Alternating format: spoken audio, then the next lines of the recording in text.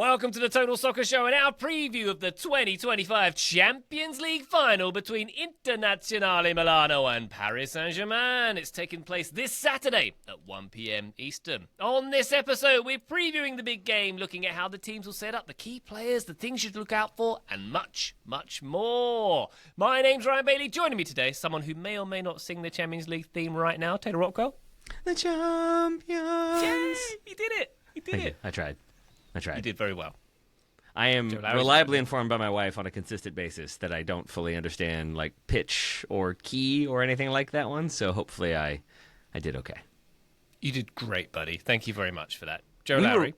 We were whistling before we started the show, and Ryan whistled in a way that I could never imagine another person could. Ryan is the chief musician of all things, Ryan. Can you do the thing with your fingers, Ryan, whistling? Or the hand one. Do the hand one where you like blow into your hand. Yeah, do the hand and fingers one, Ryan. Yeah, Taylor, do you want to introduce Joe? Joe, how you doing, buddy? I'm great, Taylor. Thanks for asking. Ryan would never throw to me, and I was disappointed. I wasn't mad. I was just disappointed.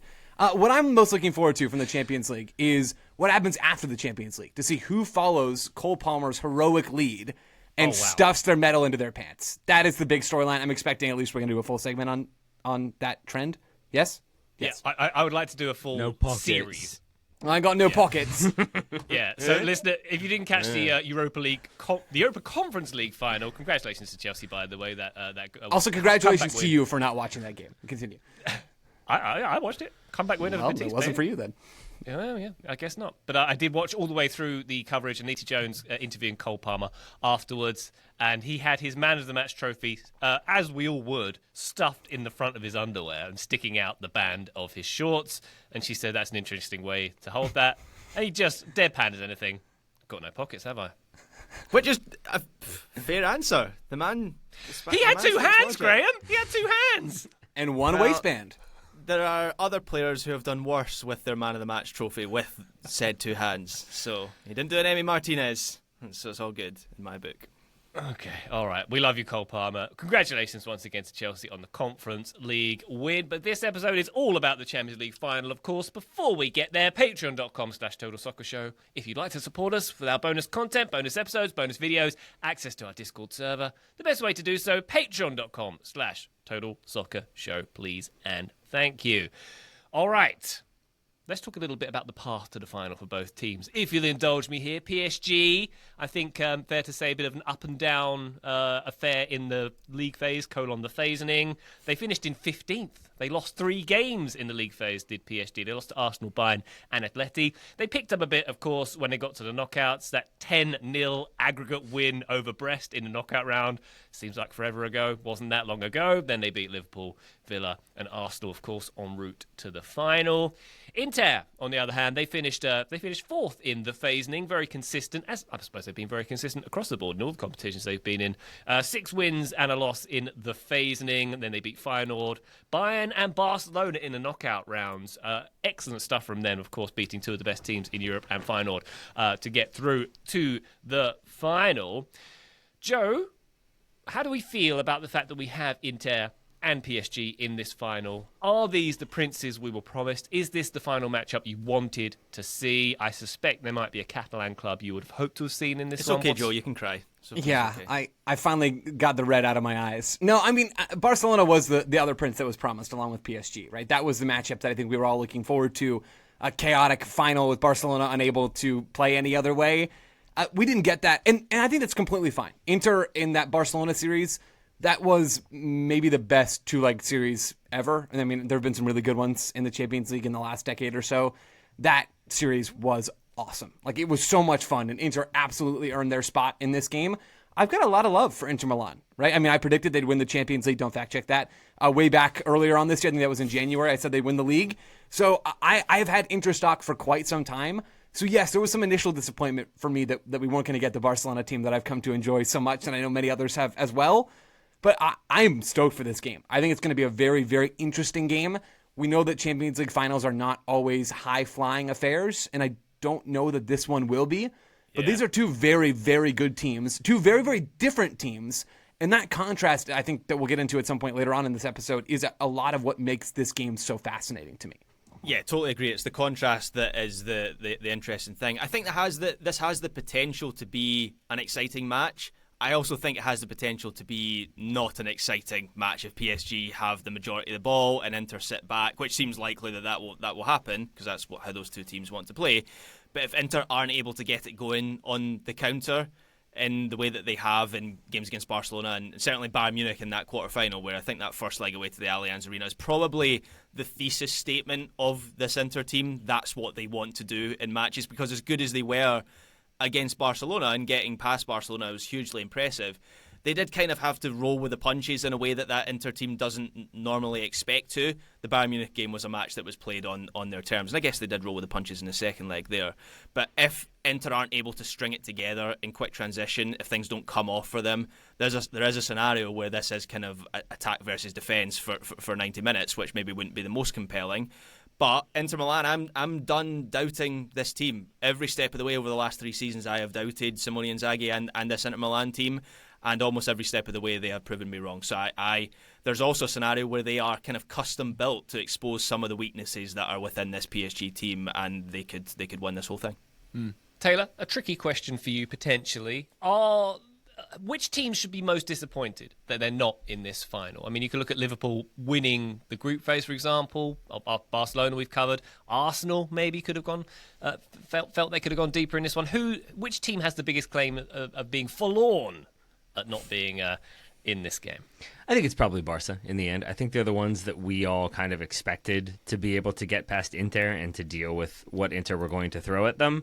Like, you talk to Arsenal supporters, for example, and they would have been on my list, but almost all of them will say, like, no, beating Real Madrid was great. That was so much fun. We didn't think that was going to happen. And so I feel like they are, like, happy with what happened, even if they would prefer to have gone further. I think there's a little bit more, like, contentedness or okayness with their situation, whereas I think Barcelona thought for sure they could handle Inter. Barca supporters thought it would be Barca versus PSG and a Luis Enrique rematch and all the connections there.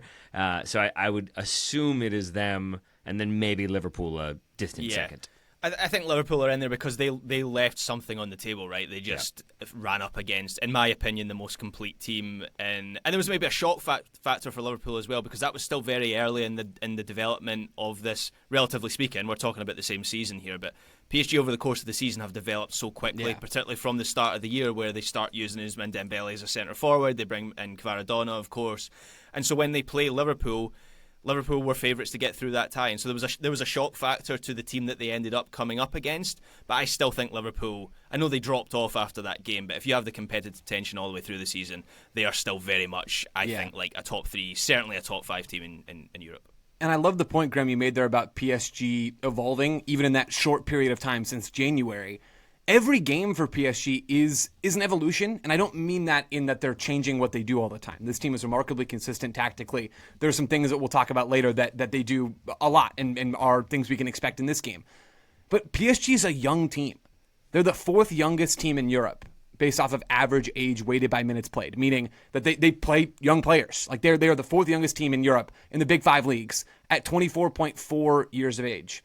In contrast, and this is the first of several contrast points that we'll talk about, Inter are the oldest team in Europe's top 5 leagues by average age weighted by minutes played at 29.4 years old. This is the most veteran of veteran squads. Someone in Inter, a team that has recently been in the Champions League final when they lose to Manchester City. A lot of the same players coming back for this game and for this run to the Champions League final. And a PSG team that, yes, has a lot of experience through players like Dembele and Kvaratskhelia, and there are others in this team, Marquinhos. You run through the list. There are guys that have experience. There's also a lot of young players. And so for PSG, they sort of have found themselves over the last several months and become this juggernaut of a team that is favored to win this game. But every game for them, they're learning something new and picking up a new experience because they are just that young right now. Yeah.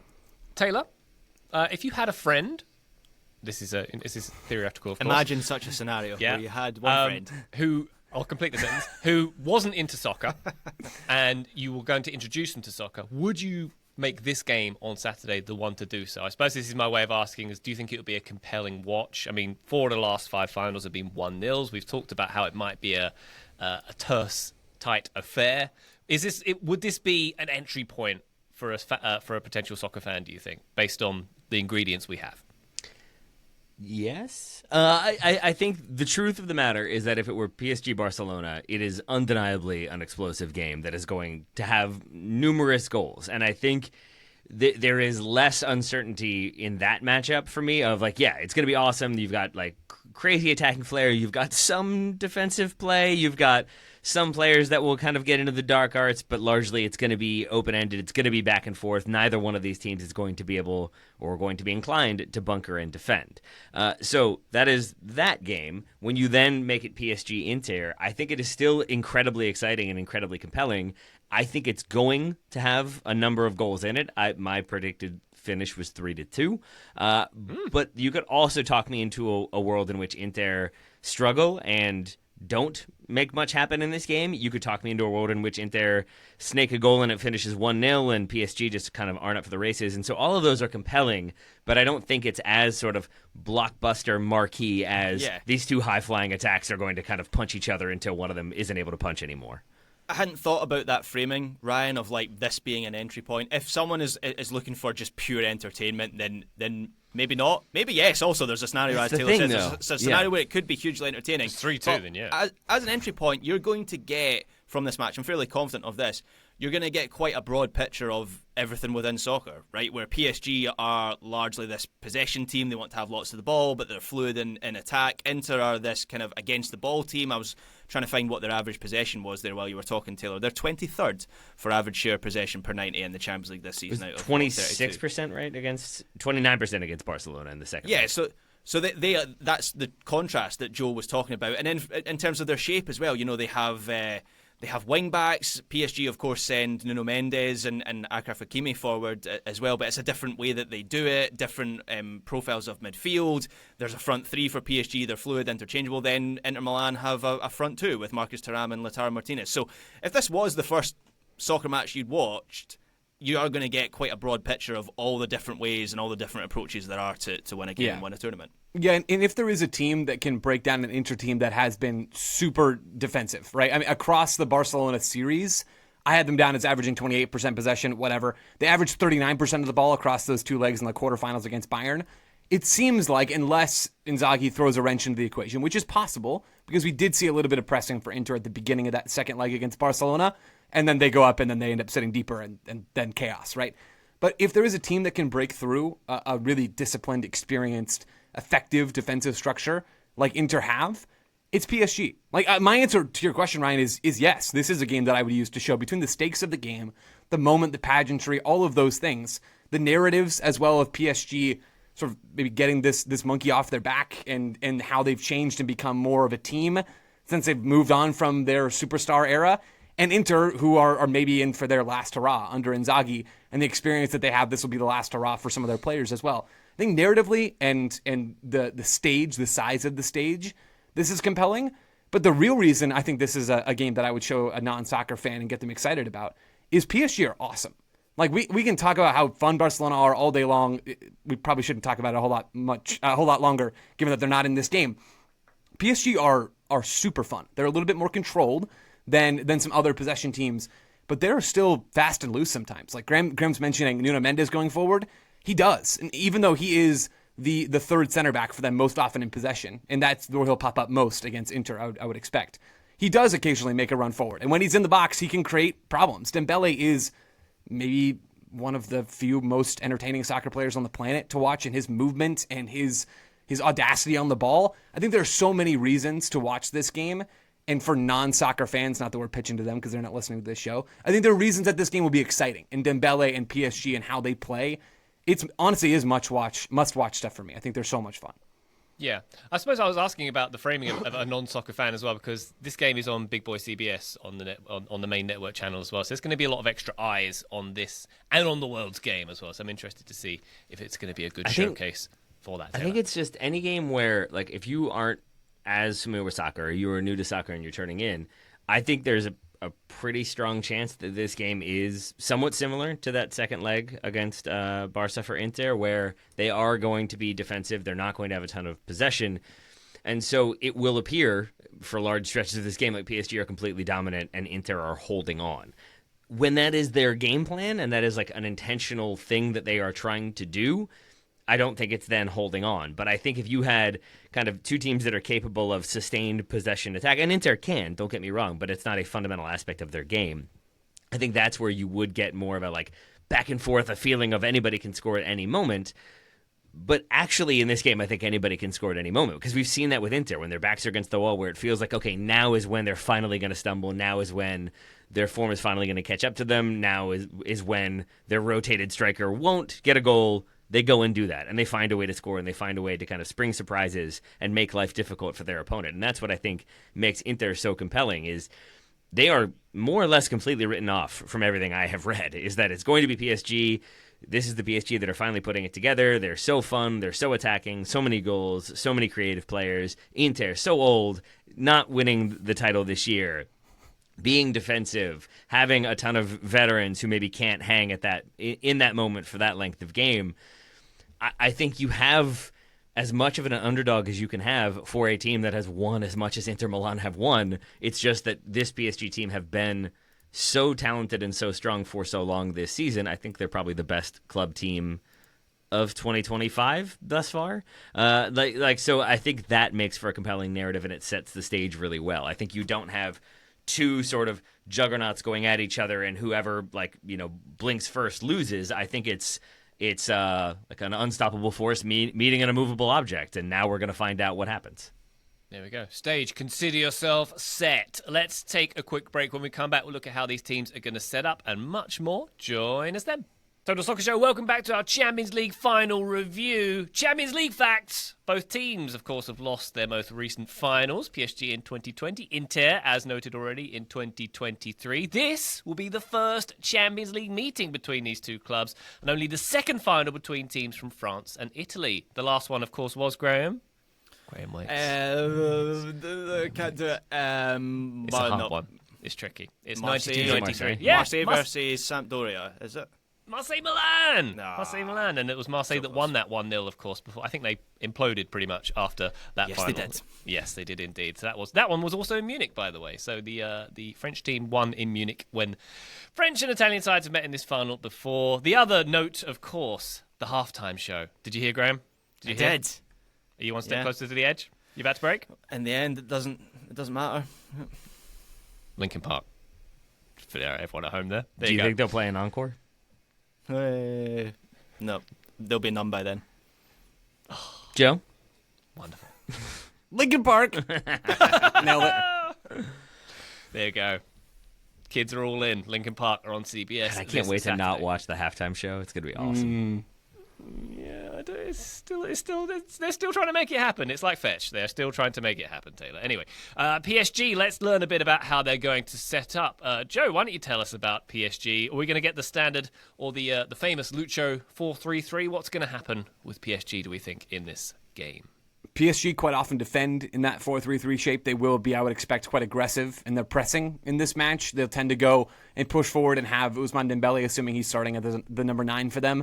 He'll split the center backs for Inter, although it's a little more complex because Inter have 3 center backs. But when they build, to talk about Inter briefly, they often do build with the 2 center backs and a goalkeeper.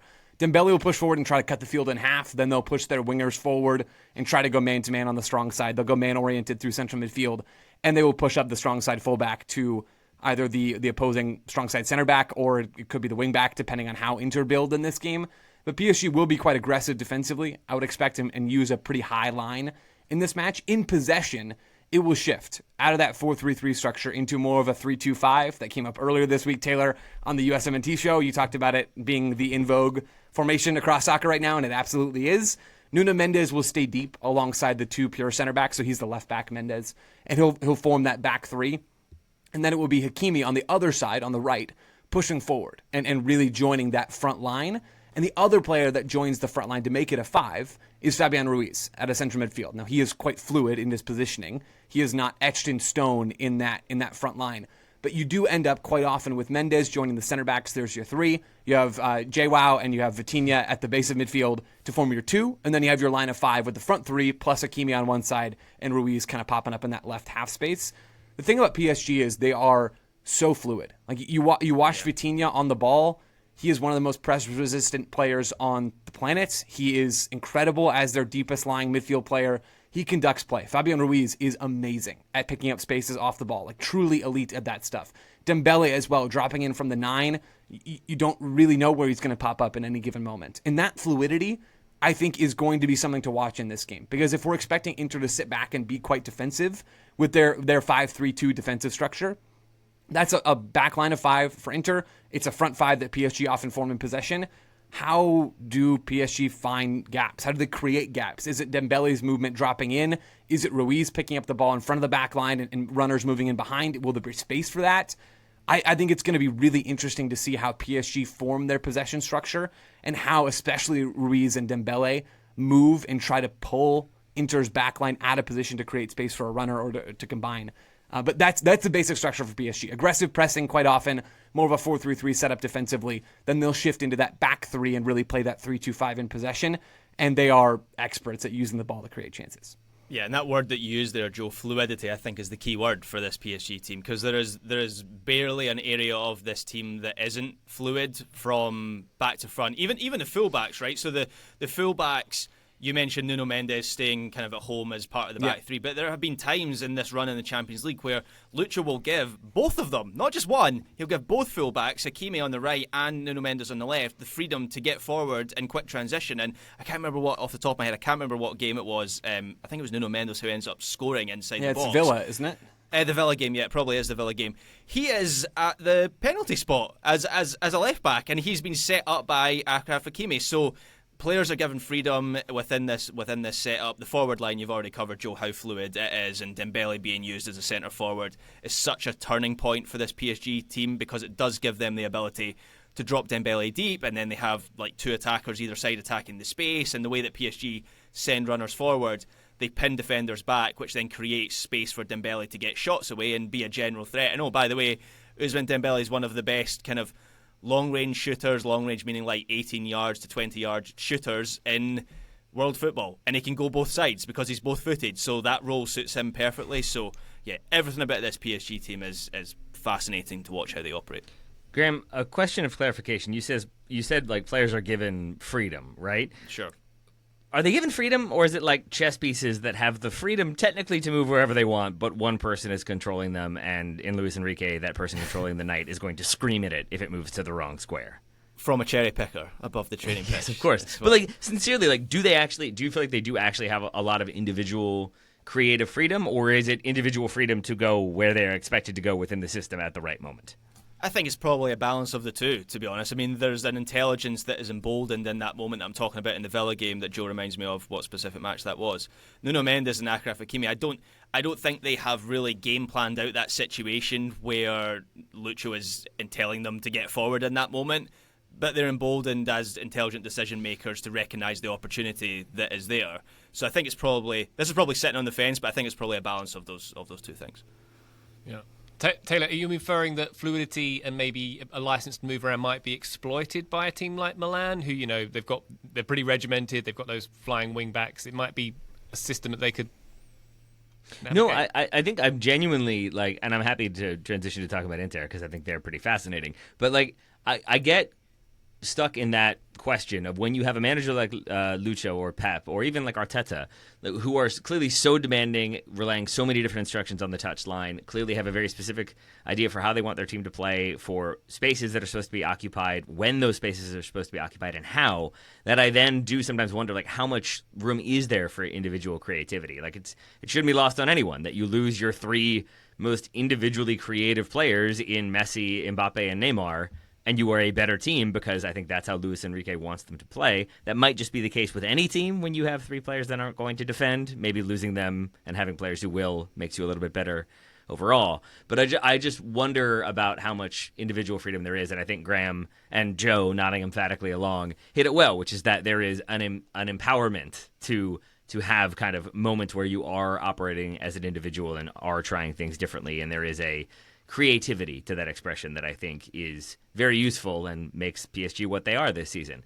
By contrast, I think Inter have plenty of positional discipline themselves, but with an eye towards, I think, individual expression, and a lot of that being that midfield 3, how veteran it is, how stable it is, but also how capable it is of pulling off surprises, be it individual dribbles, though Inter are pretty low, I think, in the numbers when it comes to progressive carries and the like. But I think their ability to find passes, play out of pressure, and find players in transition, that midfield three is so critical. Hakan Çalhanoğlu, chief amongst it in the middle. I think he's so good at finding DeMarco on the left, if it's DeMarco, which I'm hoping it will be, and Dumfries on the right, if it's Dumfries, which I'm hoping it will be. I think like that midfield three can kind of help trigger that transition and can, if PSG get overextended, catch them on the break for sure. It surely would be Dumfries and DeMarco, right? That would be first choice, surely, right?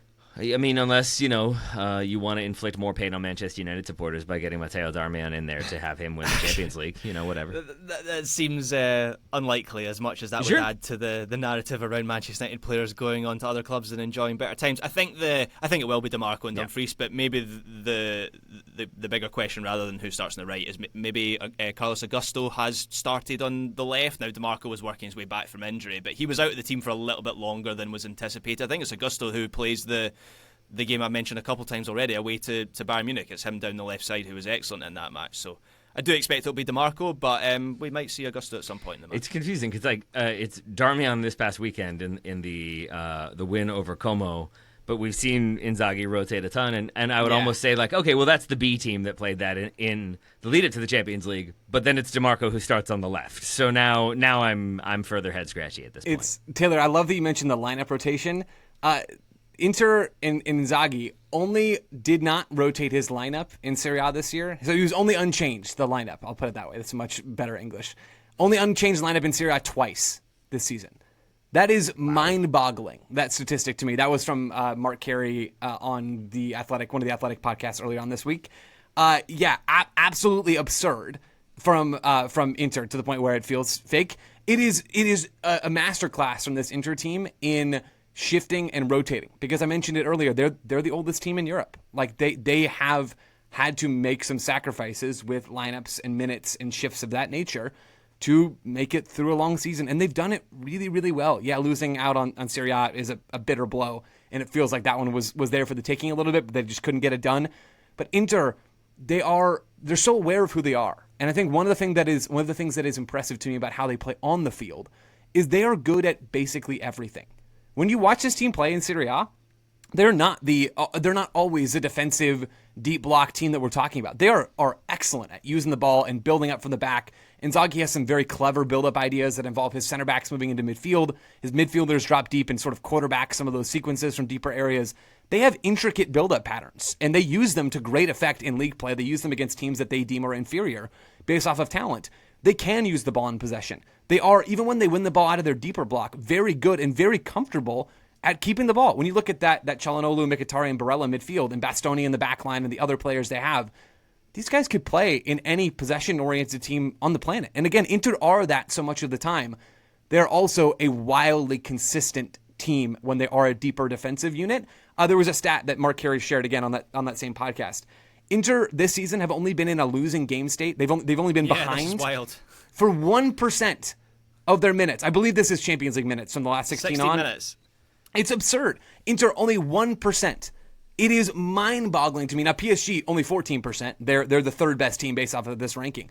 But Inter have been winning in more of these minutes, 50%, than any other team. They've been drawing 49%, almost as much as any other team, and they've been losing less than anybody else in this competition. They are a really, really good team, and we should underestimate them at our own peril. Yeah, they also do, you kind of touched upon this, Joe, but some of the things that they do are really interesting. So I don't want to paint Inter as this, and look, this is part of their identity, but this deep block team who are going to kind of do the Atleti thing. The way that they use Bastoni in particular he overlaps as a left-sided centre-back. He overlaps DeMarco, who is one of the most aggressive attacking fullbacks / wingbacks in European soccer, and it is not uncommon to see Bastoni running past him as the centre back. So there's a freedom to Inter as well that allows them to do some more interesting things further up the pitch. We see that with the front two as well. Martinez and Thuram, the chemistry that they have, the goal that they scored away to Bayern Munich, where you have that quick, I think it's Barella as the valve through the centre of the pitch, then it's Augusto down the left, then a little back heel by Thuram inside the box, and the finish perfectly into the roof of the net by Martinez. When they are on it, Inter Milan, in a different way, but when they are on it, they are just as entertaining to watch, for me anyway, as what PSG do. Wow. That stat, Joe, about the unchanged teams has blown my mind, because of all the teams I could think of at Europe's top table, I feel like I could name the starting 11 off the top of my head quite easily for Inter, or what you'd expect to be their strongest team, right? And yet, here we are. They've obviously been rotating in the league in recent weeks to save themselves for this competition as well, but that's wild. That is absolutely wild. It honestly is masterful management. I mean, maybe would have been more masterful if they won the league. So maybe I should be a little less in favor of all this. But when you look at how it prepares them for this game, I don't think you can argue with the fact that Inter, it's not like these guys need to be playing every single Saturday together. These guys have played together for years. At least a lot of them have, right? There is continuity and experience in this team that takes some pressure off of having to play the same group every weekend to build that momentum into a final like this. Inter doesn't need that. They probably need a little bit more rest and recovery time than certainly a team like PSG.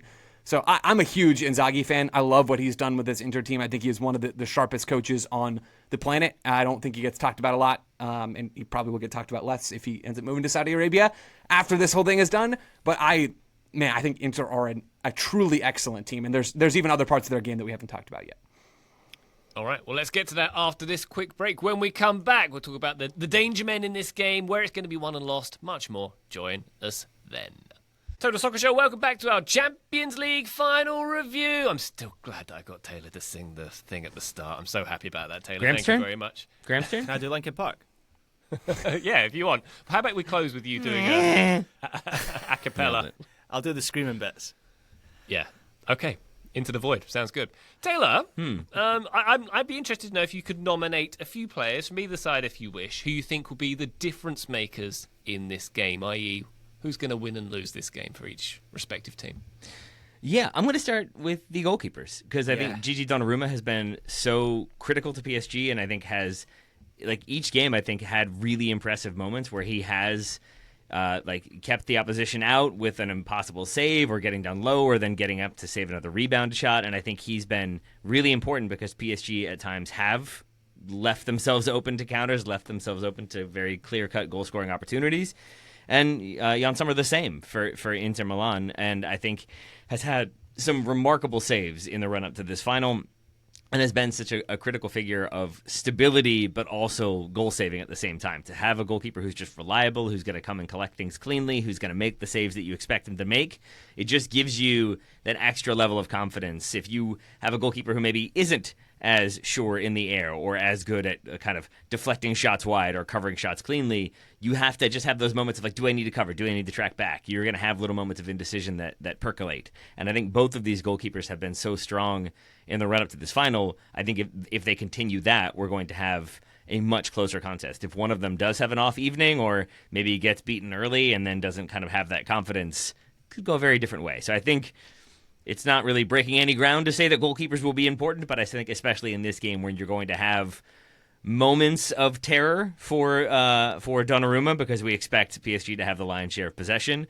he will have to be able to kind of show up in those brief moments. And then for Sommer, I think he'll have to kind of have sustained success against a sustained possession attack. Yeah, I think Donnarumma in particular has been the best goalkeeper in the Champions League this season. And there have been questions about him, and weirdly there still are.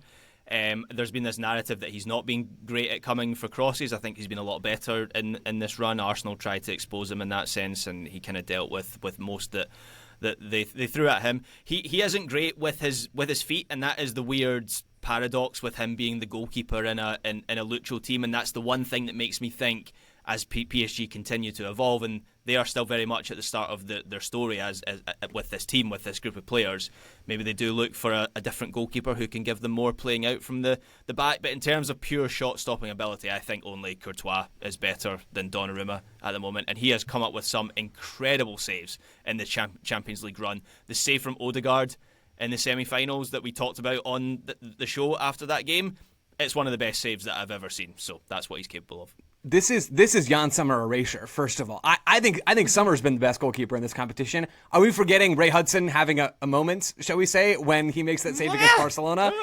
It is probably my favorite moment of the entire Champions League season, is that bit of commentary from Hudson. Summer has been amazing as well. Donnarumma has been very good. I totally agree with Graham. I do not think he's been the best goalkeeper in this competition because I think it has been Jan Sommer, and it's not a coincidence that these two teams are here because their goalkeepers have been excellent.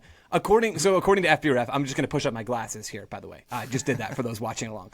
According to FBref, among goalkeepers who have played 8 games or more this season in the Champions League, Jan Sommer is saving more goals per 90 minutes than anybody. Like, you have a little bit of small sample size stuff with some of the players who have played fewer games in the phasing, but Jan Sommer is saving 0.4 goals over expected every 90 minutes. He has been absolutely immense. He was immense against Barcelona. He was immense against Bayern Munich. He was quite good against Arsenal earlier on this season as well.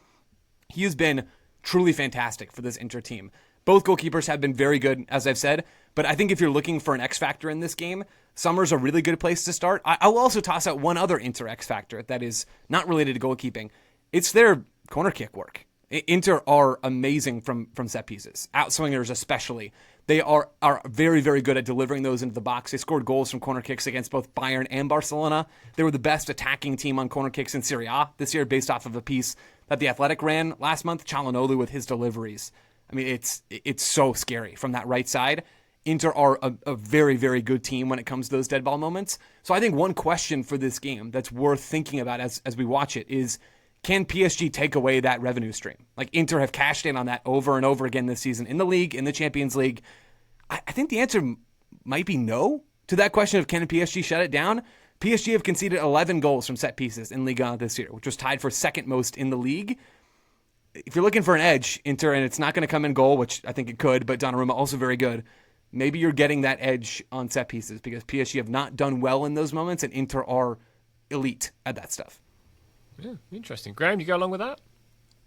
Yeah, certainly think it could be where, Barcelona had trouble with it, right, in the semi-finals. Inter scored a couple of times, at least against Barcelona, and over that. So, yeah, could be an area that they exploit, but equally there are areas that PSG could exploit. I was reading that 41% of their attacks this season in the Champions League have come down the right side, which obviously isn't surprising. I think that the contrast there is it's 34% on the left side, and so there will be space. Or theoretically, there will be space in behind those wing-backs. It's just about whether PSG can be quick enough to exploit those moments in quick transition. But once they get to the byline, they're one of the most effective teams at cutbacks in the Champions League, or scoring from cutbacks. I think they've scored 6 cutback goals in the Champions League this season. They've created 35 goal-scoring chances from cutbacks this season. So once PSG get into that area, and as I say, the space theoretically will be there for them to exploit, that's where they could unpick that Inter defence. Very interesting. Taylor, any other key men on either side you'd like to highlight at this juncture? I mentioned Çalhanoğlu. I think he's just been such a good, reliable player for Inter for so long. And I love the kind of transition in his career from more like central attacking midfield to deep-lying playmaker. I think he's critical to what that midfield three is going to bring. We've talked about DeMarco and Dumfries, but I am so excited for those wide battles of DeMarco and Dumfries, hopefully versus Hakimi and Nuno Mendes. Hakimi especially, I think, is one of my favorite players at present, and I love how much he can bring into the attack, but then we've seen him at times in this season do more defensive work, out-and-out defensive work as a fullback, which shouldn't be that surprising given that he plays fullback, but also given that he occasionally plays striker. It is sometimes strange to see him defend. So I think those wide battles are also just going to be very compelling and very fun. Yes, they will be indeed. All right, so we've got a PSG team who basically this project, I hate using the word project, but 15 years ago, the objective for this team was to win this competition. So this would very much be mission accomplished for Paris Saint-Germain to get ahead in this game. And Graham, I suppose for Inter, this is looking like the end of the Inzaghi era as well, as Joe mentioned in the previous segment.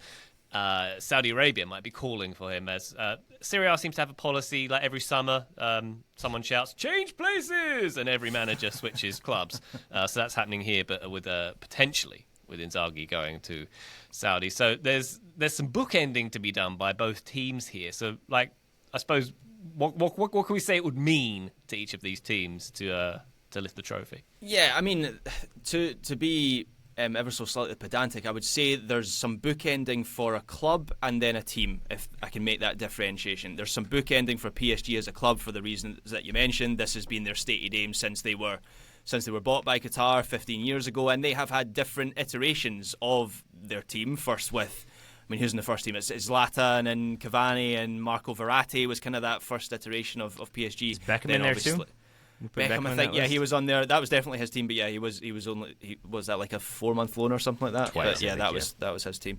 And then obviously, more recently, it was the Mbappe, Messi, and Neymar team, and neither of those eras got very close to winning the Champions League. I know PSG made the Champions League final in 2020, but that was a weird COVID final, and I don't know. It felt like it was almost less than a Champions League final appearance, and they were quite, I think, comprehensively beaten by Bayern Munich. It was only 1-0 in the final, but they were the stronger team in that final. So it's the first time we felt like PSG are ready for this moment.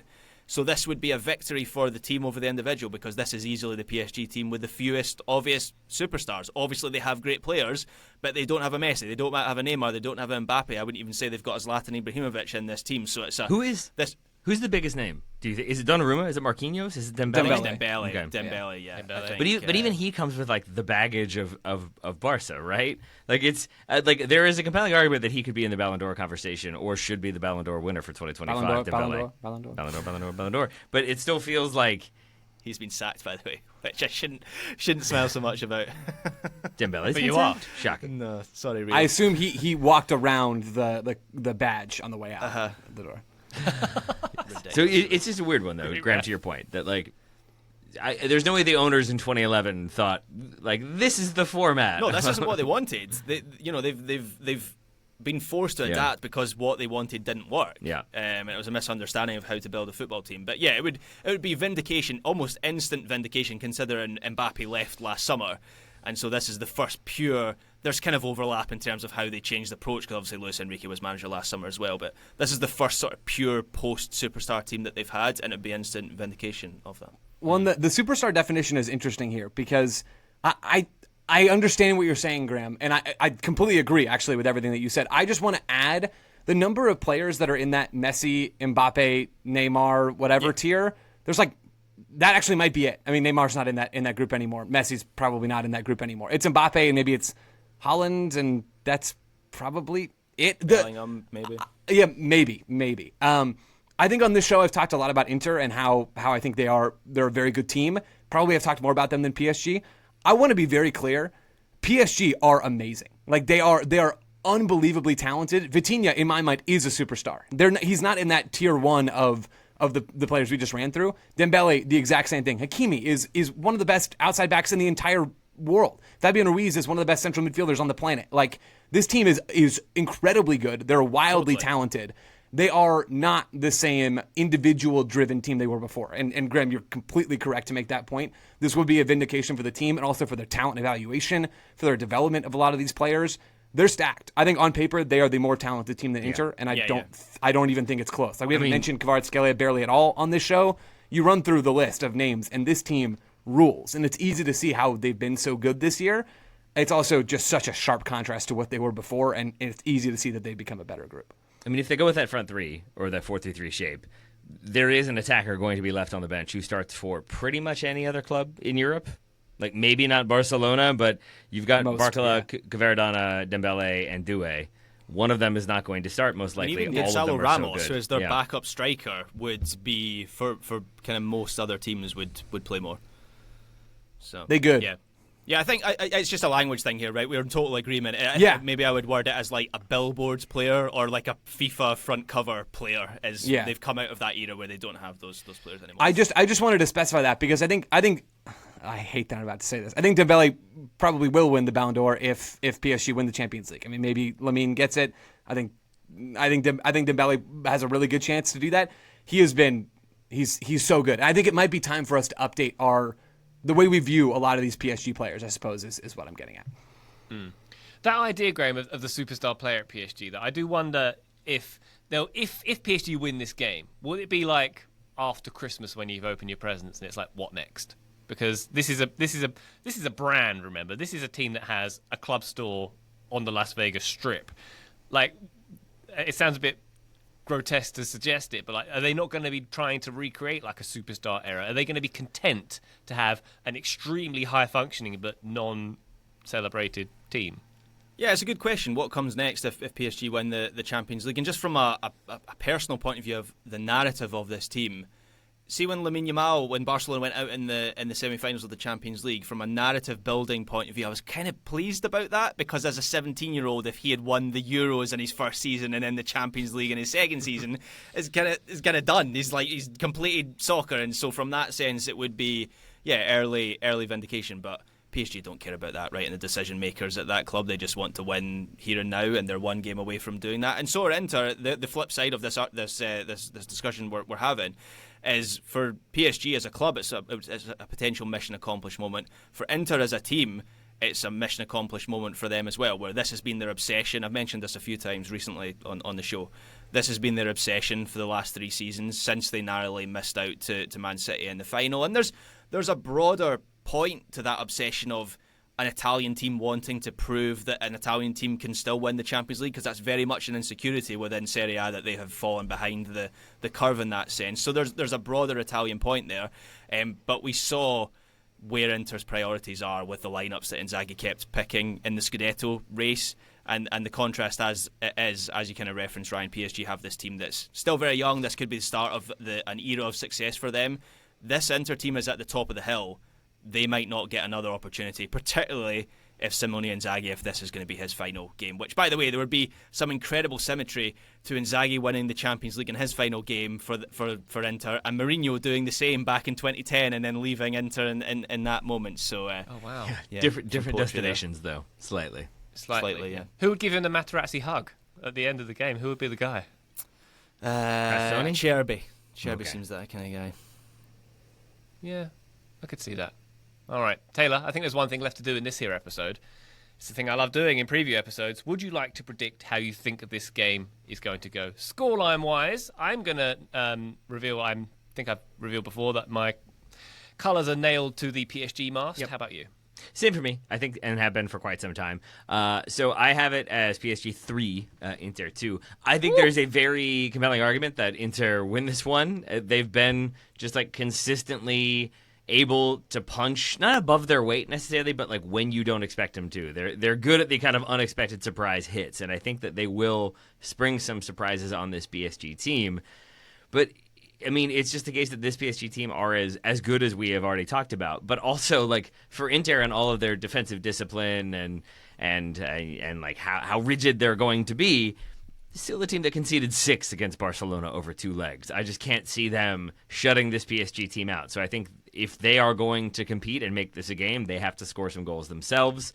So I see it being a late winner for PSG, being the difference after Inter maybe go up 1-0, go down 2-1, punch back to get it to a draw in the second half, and then PSG score 1 late to spare us extra time.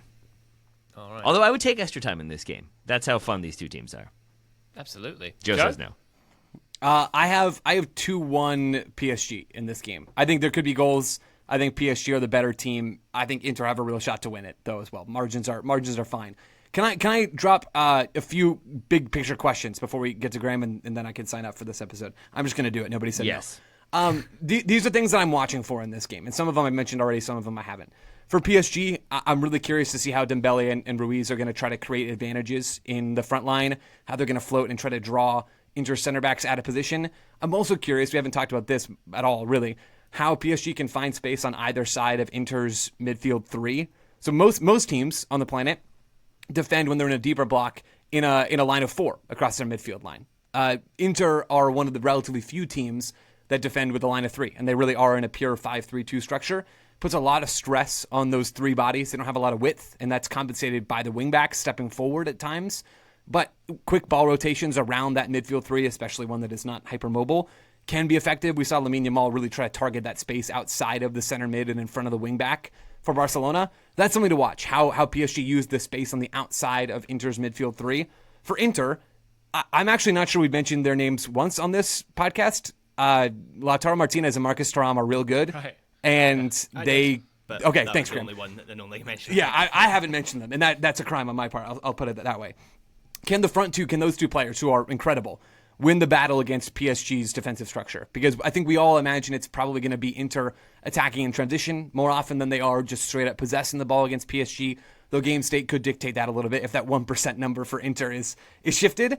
How do Martinez and Thuram interact in this game? How are they supported by the midfield? How do the wingbacks get involved in this game? PSG will keep Mendes back at times to give them the +1 against Inter's front two.